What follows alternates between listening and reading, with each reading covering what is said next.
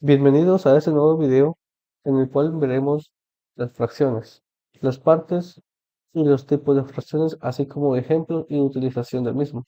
Además, también veremos lo que es la representación gráfica de ellas.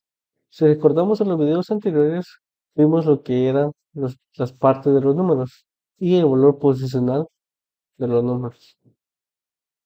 Las fracciones unen estos dos temas, por lo cual veremos a continuación. Para recapitular, veremos rápidamente las partes de los números. Teníamos entonces un número x, que a su vez este número tenía un denominador en el cual se convierte en numerador y denominador, tiene su símbolo, ya sea más o menos, y tiene su exponente. Acordémonos que estos los escriben simbólicamente, los escriben, pero sabemos que están ahí. Ese exponente, a su vez, también tiene sus propias partes, también tiene su signo. También tiene su denominador y su exponente, y así sucesivamente para todos los demás. Claramente vemos entonces que hay cierto grado de complejidad, por lo cual depende del tema a tratar, así se verá. Por ejemplo, el álgebra tiene su grado de dificultad. Entonces, vamos a ver qué son las fracciones o las partes de las fracciones. La parte de la fracción tenemos por ejemplo 3 quintos. Principalmente tenemos dos partes, lo que es el numerador y el denominador, pero también hay otra parte, según el tipo de fracción. Por ejemplo, esta pertenece a lo que son las fracciones propias. Hay fracciones impropias que también cuentan con las mismas partes, pero también tenemos las fracciones que son mixtas, en el cual una fracción mixta está representada de esta manera, en el cual tiene su numerador, su denominador, pero también tiene lo que son los enteros.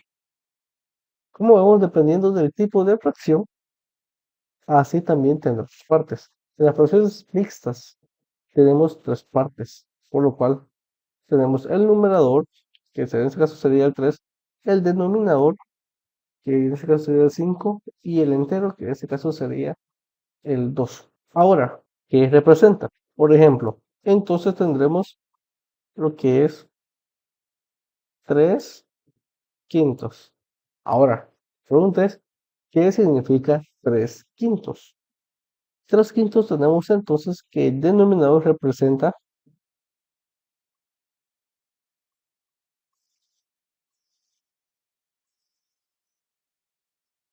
las partes en las que está dividido. En este caso sería objeto, alguna parte lógica, física, o lo que sea. Y por lo consiguiente, el numerador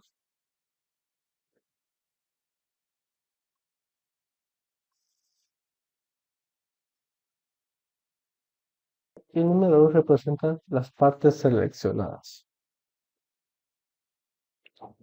Ahora veremos un ejemplo.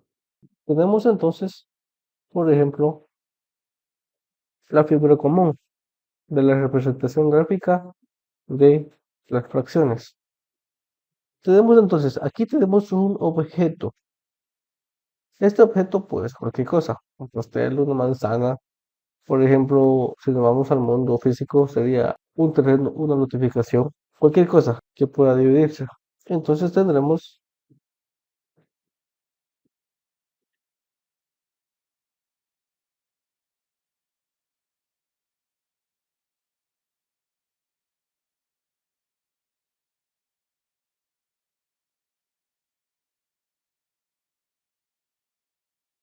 para ejemplificar entonces, tenemos que el denominador, que en este caso es el 5, nos representa las partes en las que está dividido. Por ejemplo, esta figura está dividida en 5 partes. 1, 2, 3, 4, 5. Y el numerador, en este caso, sería las partes seleccionadas. Por ejemplo, tenemos entonces 3/5. ¿Qué significa? Que nuestro objeto está dividido en 5 partes, que es el número 5, que es el denominador, y el numerador, que es el número 3, representa cuántas partes seleccioné de esas 5. La fracción, a su vez, es una división. Es lo que yo le decía cuando explicaba el tema del valor posicional. Por ejemplo, una moneda yo la divido en 10 partes. En el video anterior les dice 1 dividido 10 es igual a 0.1 o 0.10. También vimos eso. En el cual, si nos damos cuenta, la división es una fracción y la fracción es una división. Quiero que veamos entonces este punto que les acabo de explicar, como les he dicho siempre, de otra manera. Todo tiene su explicación. Quiero que modifiquemos un poco nuestro entendimiento. Entonces, si nos imaginamos, por ejemplo, ese signo de división lo conocemos perfectamente bien. Nos ha enseñado en la escuela, es el primer símbolo que nos enseña. Para la división nos enseñan, bueno, por lo general dos tipos, o este símbolo o este símbolo para la división. Pero nosotros en nuestra imaginación entonces entendamos que, veamos, el de arriba, este como este. El 1 representa ese punto y el 10 representa ese punto, o sea, el numerador y denominador. Si nos damos cuenta. Y si no, a su vez, no, miremoslo así. Nos dicen de esa manera, pero también, ¿eh? Vemos entonces numerador y denominador. Cuando nos hablan de fracciones, nos han enseñado 3/5, a veces. O si no, como normalmente se mira, 3/5. Pero al final, como lo voy a repetir, y viéndolo desde otro punto de vista, vemos entonces que la división es una fracción y la fracción es una división. Pues, teniendo en cuenta eso, la fracción reúne diferentes temas. Uno de ellos, aparte de que lo vamos a ver un poquito después, es el tema del valor relativo y el valor absoluto. Pero quiero que veamos 3 dividido 5, 0.6. Ahora veámoslo de otra manera. Este es un objeto en el cual tengo entonces un objeto. ¿En cuánto decido yo partir ese objeto? Yo decido partirlo en 5 partes. ¿Cuántos objetos tenía inicialmente? Quiero que lo veamos. Inicialmente yo tenía un objeto. Este objeto, como les dije, lo podemos partir en la cantidad de partes que queramos. Podemos dividir en dos. Algunos puede porque uno es el entero. Podemos dividir en 2, en 3, en 1000 o hasta en infinito. Pero en este caso, yo decidí partirlo en 5 partes. Que mi resultado es este. Entonces, yo bien podía haber decidido partirlo más, por ejemplo, en 10. Pero yo vine, mi objeto, tenía un objeto y de ese objeto lo decidí partir en 5 partes. Ahora, ¿cuánto vale cada objeto? Si hacemos la división, 1 dividido 5 nos da 0.20. O sea, es decir, que punto 20, punto 2, punto 2, punto 2 y punto 2. Si nos damos cuenta, escribí punto 2, que representa 0.2 o 0.20. No es necesario escribir el 0, se entiende normalmente que hay un 0. Es uno de los números que podemos omitir, como está a la izquierda y no tiene valor, entonces lo podemos omitir. Pero textualmente, escribiéndolo formalmente para una redacción, sí debemos escribir. Pero para el entendimiento no es necesario. Vemos entonces que cada parte del objeto yo decidí partirlo en 5 partes, entonces cada parte vale 0.2. Si sumamos 0.2 más 0.2, 0.4 más 0.2, 0.6, que es 3 de 5. Tomamos cuenta, seleccionamos 3 y esos 3 al sumar totalmente nos da 0.6, el valor total de lo seleccionado. Pero cada parte vale 0.2. Pero continuamos. Más 0.2 da 0.8. Más 0.2 da 1. Acordemos entonces de lo que vimos 0.8 8 más 0.2. Punto 2. Ah, por lo menos aquí hay un más también. 8 más 2, 10. Entonces, como nuestro sistema de base 10, entonces cuando cae el décimo valor, se pasa hacia la otra posición. Veamos entonces 10, que era el 1 inicial que teníamos. Este objeto como tal es 1, pero al partirlas, bueno, siempre sigue siendo 1 porque está partida, ¿verdad? En 5 partes. La suma total de las particiones nos da 1. Damos cuenta. Entonces, 0.2, 0.2, 0.2, 0.2, 0.2 da igual a 1. Aquí lo que se hacer, aquí sumar los 4 y luego el punto 2 para recapitular lo anterior que vimos acerca del valor posicional. Vamos a borrar esto para que no nos cause confusión. Entonces, como hemos visto, las fracciones podemos verlas de diferentes maneras. La fracción es una división. Cuando partimos en diferentes partes, nos da entonces lo que es una fracción. Quiero que veamos algo. Tenemos entonces, ¿qué pasa? Aquí tenemos 3 seleccionados, ¿sí? Tenemos 3 quintos. Pero, bueno, veamos. Selecciono otro. ¿Cuánto tenemos ahora? Ahora nuestra fracción va a cambiar. Vamos a tener entonces 4 quintos. Ah, pero si seleccionamos el otro, ¿cuánto vamos a tener? ¿Cuántas partes hay? ¿Cuántas partes seleccionadas hay? Hay 5 partes seleccionadas. ¿Y en cuántas partes está dividido el objeto? Está dividido en 5 partes. Entonces, 5 dividido 5 es igual a 1. Y volvemos a caer entonces en el entero, o el número 1. Entonces veremos ahora los tipos de fracciones. Vamos a ver entonces que tenemos las fracciones propias, impropias y mixtas. Las fracciones propias es cuando el numerador es menor que el denominador.